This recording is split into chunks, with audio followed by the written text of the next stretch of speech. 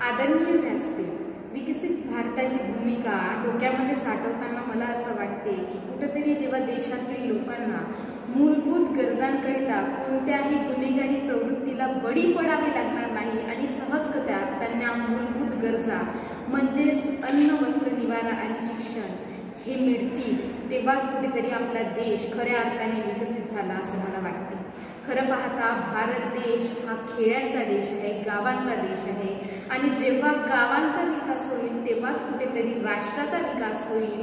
आणि म्हणूनच म्हणतात की गाव हा विश्वाचा नकाशा, गावावरूनच देशाची परीक्षा आणि गावाची बंगता दशा येईल देशा।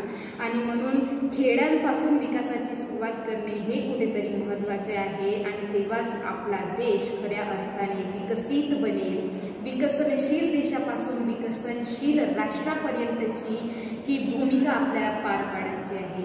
एवढेच म्हणते आणि थांबते। धन्यवाद।